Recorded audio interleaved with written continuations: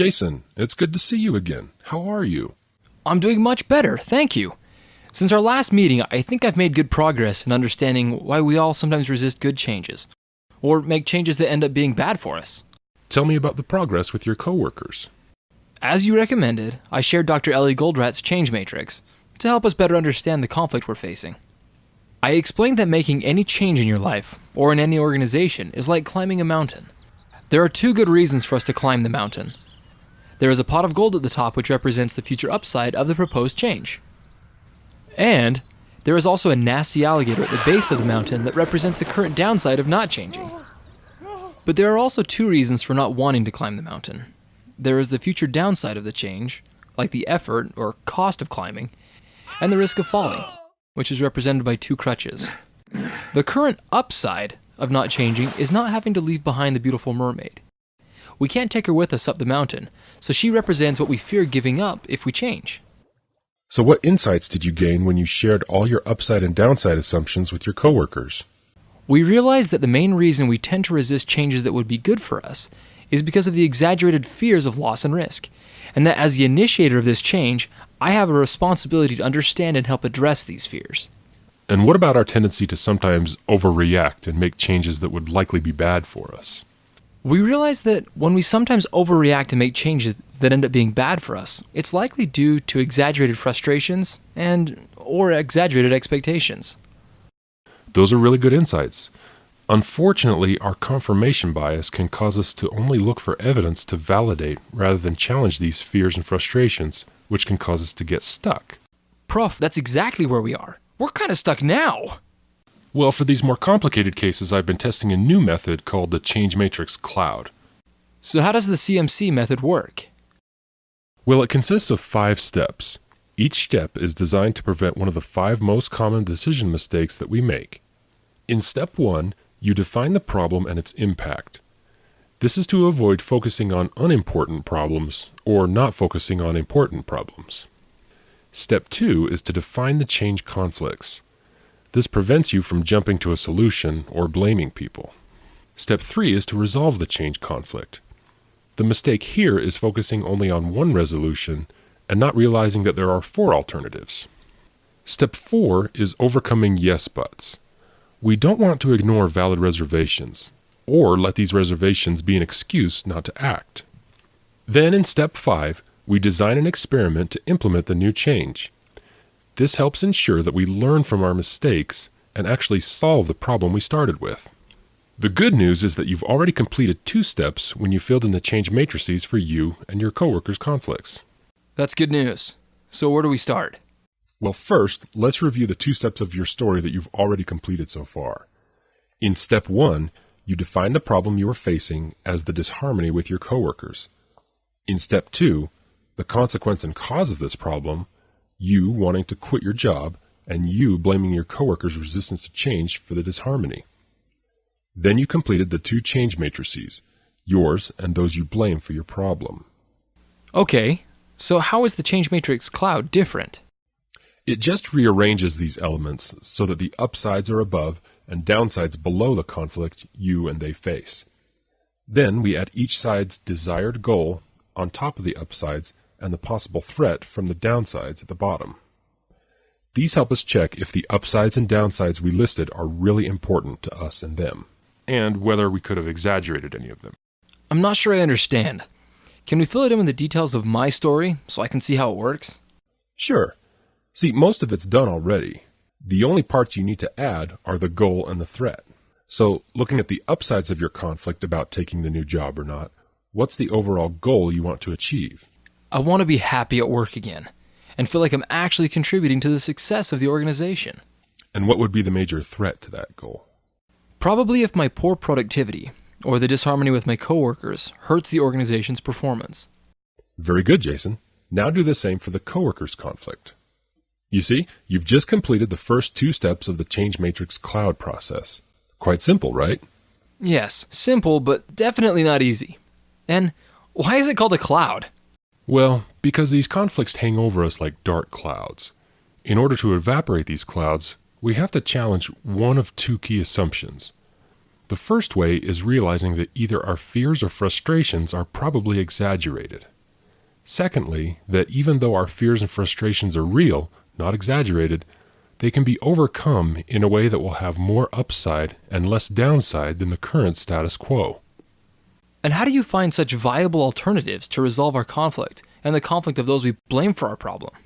In Step 3, Conflict Resolution, the CMC method guides us through 4 possible ways to resolve any conflict. 4? I thought there was only one way. Reaching a compromise.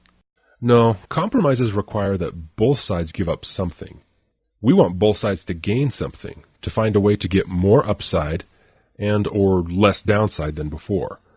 And there are only 4 possible ways to achieve this. The 4 conflict resolutions are called change plus, not change plus, when and when not to change, and another change. The pluses in methods 1 and 2 are simply the solution elements we have to add to ensure we get more of the upsides we want to gain and keep, and less of the downsides we don't want to gain or keep. Okay, that makes sense. So these 4 different methods will then give us 4 possible win-win ways to resolve any conflict. Right, and you'll simply select the one with the most upsides and least downsides for all stakeholders. Is there a guideline for how to apply each method? Yes, for each method we will ask 3 questions. What is the assumption or condition that blocks us from resolving the conflict with that method? Then we ask, what if the opposite was true? We simply state the opposite to see if this will resolve the conflict. We call this an injection. Lastly, we ask, how can we achieve this? But Prof, how does it help to simply state the injection as the opposite of the assumption as if it's true? That's exactly what's required to challenge an assumption. You see, turning your assumptions around is a simple and powerful way to challenge them. Let's start with method 1, change plus. The first why assumption is exposed by answering, why will the change you want result in losing the mermaid? In this case, the coworkers stopping multitasking. They probably assume that single tasking will result in them no longer being able to look and feel busy. Good. And now state the opposite of it as if it was true to get your first plus, and then see if you can come up with a practical how-to to achieve this. Single tasking will result in them looking and feeling even more busy. And how can they achieve this? Well, I suppose we can implement a new productivity measurement, which will show that single tasking actually increases our task completion rate. Good job. Now let's talk about how to minimize the risk of the crutches by answering the second why. Changing will have the risk of the crutches when or if. Okay. Changing will have the risk of the crutches because it's hard to break a multitasking habit, or if our boss doesn't like it when we say, not now. Now turn these assumptions around with an injection. Let's see. Changing will not risk the crutches because it is easy to break a habit, and the boss will be accepting of cases when we have to say, not now. Now how will you make these injections come true? Well, by appointing task managers, we can ensure that our people only have one task at a time. We should also have rules in place which guide when we start new tasks. It seems we've evaporated our cloud, right? Slow down, Jason. You still have 3 more potential solutions to investigate. How about not change plus? Okay. Not changing means that I have to give up the pot of gold as long as we can't improve productivity and reduce stress by continuing to multitask. So the turnaround injection is easy. There is a way to improve productivity by multitasking. Right, but the tough question is how to achieve this. We know that we can't really do 2 or more tasks at the same time. We're actually just task switching. So, the how-to can be that we implement a rule that we switch tasks only when we can't make progress on the task we're busy with. That should work, right? Nice thinking. Now how about getting rid of the alligators? Okay. Not changing will result in the alligator when or if, by continuing to multitask delay days and working late will also continue. And to turn that around, not changing avoids the alligator when or if multitasking stops delay days and working late. How will you do that? I think that allowing people to switch tasks when they can no longer make progress will actually help reduce delay days and overtime. That sounds like a good rule. Now let's look at the conditional option, the when and when not. Under what conditions is the proposed change to not multitask in conflict with the status quo? I suppose that there is only a conflict if people have more than one task to work on without clear priorities, or if they're misunderstanding what multitasking actually is. So what is your injection, and how will this be implemented? I think the injection is to define multitasking as switching from a high to a low priority task, when we could have continued to make progress on the high priority task. So, our new rule should simply be, when you can still make progress and you are still working on the highest priority task, then don't switch. Otherwise, you should switch to the next highest priority task. I really like that definition. Now for the final option. What is your another change? Something that is completely unrelated to whether or not to multitask, but could help someone get most of the upside and none of the downside. You know, I think we can be more productive if we can automate or delegate some of the work. That could free up our most valuable resource, our attention. Wow, nice one. So now we've got 4 possible solutions. Which one of these do you think will give the most upside with the least downside? I think all of them can work, but the Change++ option is probably the way to go. But it's not going to be easy to get buy-in from all the stakeholders. Aha! You've just stumbled onto the next step. The 4th step of the Change Matrix Cloud is to find all of the yes buts. What are yes buts? Yes buts are the stakeholder reservations that will need to be addressed or overcome in order to ensure that our new injection is acceptable and that it actually achieves the desired outcomes. There are 3 main types of yes buts. The first is that the new injection might not be sufficient. The second is that implementing the new injection will have possible negative consequences. And the third type of yes but is that there may be some implementation obstacle that you have to overcome.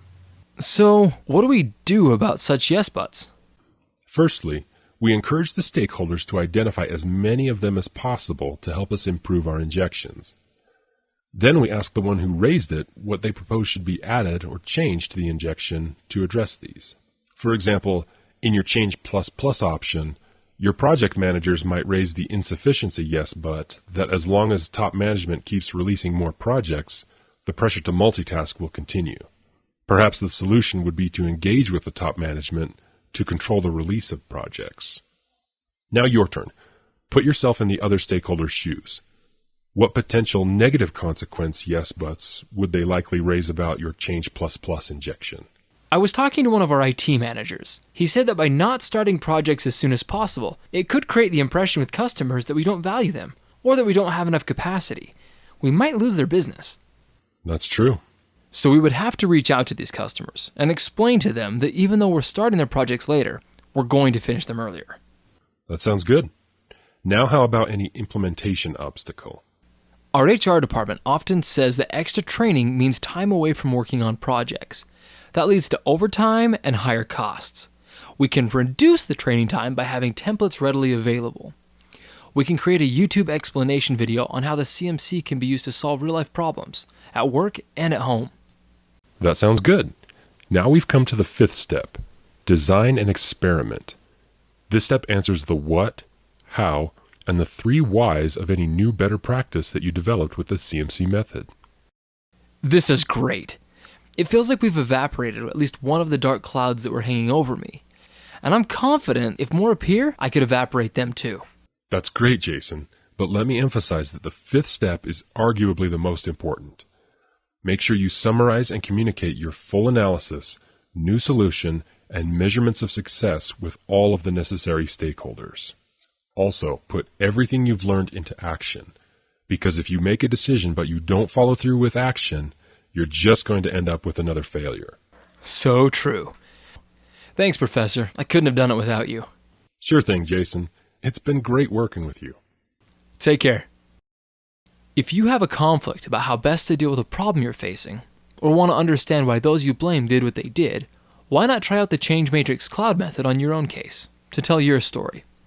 Simply follow the link below to download a Google Doc with the templates of the 5 steps and get started right away.